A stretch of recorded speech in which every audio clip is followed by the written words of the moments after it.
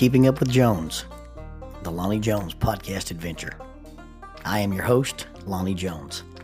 I've been a minister for about 40 years. I've been a licensed professional counselor for the last 22 years. I also am an adventure educator and an avid outdoorsman. I volunteer as a police chaplain and have been assigned to a SWAT team for the last 28 years. Our life has been full of wonderful and interesting experiences, if not outright adventures. Our life also has been full of just the mundane, and I've come to find out that every day is an adventure. I used to write about these things in a little article, and now we've decided that instead of asking you to read those things, we're just going to let you listen to them. We're going to take the simple experiences of life and talk about facts, concepts, and applications. One caveat about the facts is that sometimes we're going to tell you things exactly the way they happened.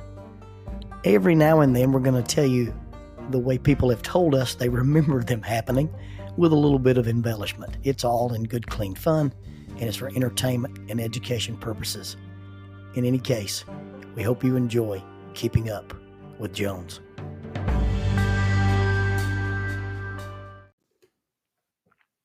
It was 7:15 a.m. and it was pretty cold. I was 25 feet off the ground in a white oak tree. I'd been sitting in that tree since well before daylight. I caught some movement out in front of me and to the side. Slipping through the hardwood was a big coyote. Normally, coyotes are harmless to humans.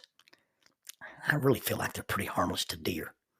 After all, have you ever seen a coyote catch even a roadrunner? I mean, unless they come up on a fawn, they really don't have the tools or the techniques to take a deer down. I usually don't shoot them. But for the last several times that I'd been hunting, when I'd seen deer in the woods, they'd been real spooky. They'd been real jumpy. They'd come into an area and they'd be on high alert even though I was scent-free and motionless. Something up on Keel Mountain that was spooking the deer. And maybe this lesser canine was going to be part of the problem. And let's be honest, I don't want to be in the woods while the coyotes build rocket sleds, place black holes on the ground, or have Acme trucks drive in and out to deliver bombs, robots, and giant hammers. So I shot this coyote. As we said on our hunting trip in Wyoming, I folded it up like a church check. I let the woods settle back down and enjoyed the quietness that returned to the morning. By 8:15, the deer showed up. I saw a big doe leading a group of other deer from the direction the coyote had come and traveling almost on the same trail. This deer in the lead is what we call a matriarch doe. They're older, they're wiser. Typically, you've got to be careful with a matriarch doe because they're very suspicious. You got to fool their eyes and their ears and their nose. If you get caught with the nose, with the eyes, or with the ears, you're in big trouble. They're going to alert everything in the woods. They're going to blow, and they're going to leave. As this deer came walking out into my area, she paused. She froze up, and she looked straight in the direction of the dead coyote. She stomped her foot. When a deer stomps her foot, it opens up an interdigital gland that's right between the toes of her hooves, and it floods the area with scent so that the next deer that comes down that trail sees this scent or smells this scent, and it's, hey, there's warning here. Somebody's placed a warning sign. This deer began to stomp her feet. Then she moved downwind of the dead coyote. She put her nose in the air. She put her nose to the ground. Then she moved in a circular pattern and moved upwind of the coyote. She even approached it cautiously and got close enough that she actually nudged it with her foot. She moved in and out and around. She spent nearly 15 minutes focused on this minor predator. On its best day, that would not have been a match for her. Couldn't have run her down and couldn't have overpowered her, especially not by himself. Yet the whole time she was focused on this dead coyote, I was watching her. I was watching her through a 10 power scope mounted on top of a stainless steel Ruger M77 Mark II bolt-action 30-06 rifle. The presence of the coyote had changed her path. So she returned to her party, and as the leader of these other deer, she led them down away from the coyote and in front of me. She, the leader, and the deer that she was in charge of protecting, walked under my tree well within bow range.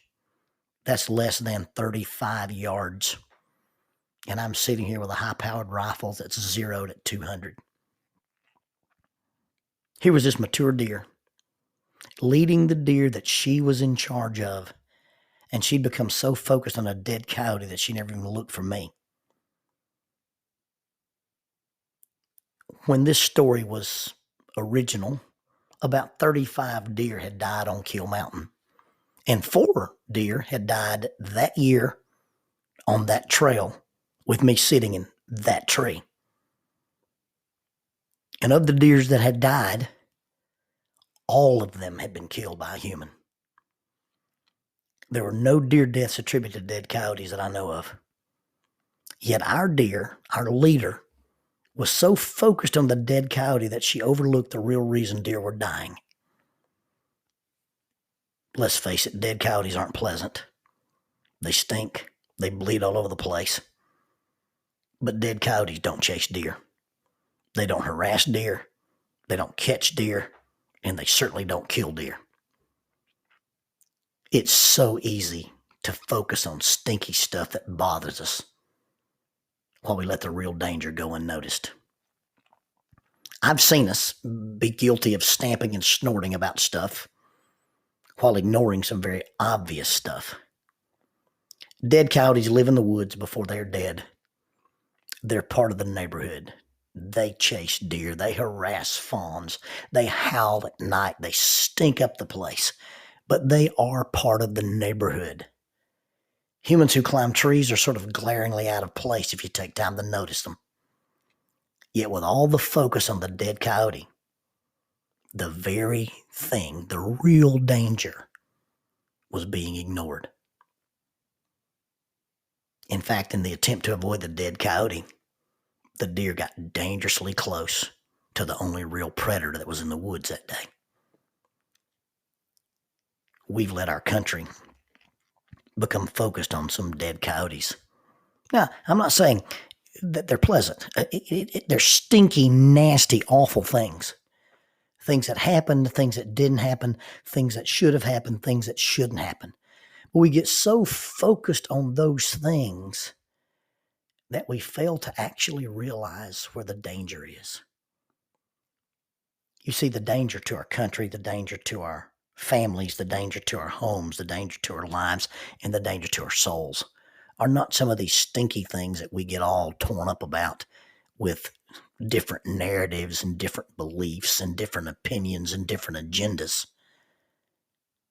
The thing that's really a danger to us as a country, as leaders, as parents, as families, the real thing is a real predator.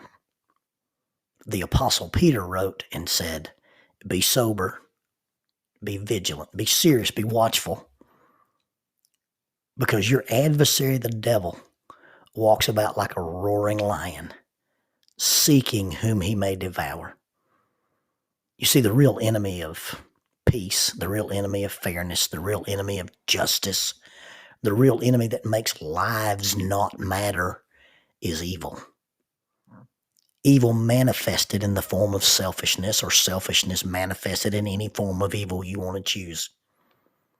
And if we get so busy stomping and snorting about the dead coyote, and we ignore the evil that is present, trying to take our country, trying to take our lives, trying to take our souls, then we make the error of the dead coyote.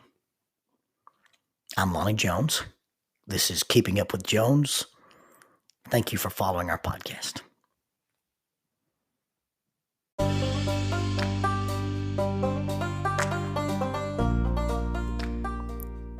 Keeping Up with Jones, the Lonnie Jones podcast adventure, is sponsored by Grappling with Life, Controlling Your Inside Space, a book about physical, spiritual, and emotional self-defense, available on Amazon. Also, be sure and check out 550 Guys on Facebook. That's a little website or a Facebook page dedicated to the little rope men that we invented several years ago, made out of paracord or 550 cord. Check them out and see if you'd like to order one, or even look at the tutorial where it shows you how to make your own. Please subscribe to the links. Please like us. Please share and help us make our podcast popular so maybe somebody will sponsor us and we don't have to sponsor ourselves. Thank you again for listening to Keeping Up with Jones, the Lonnie Jones podcast adventure.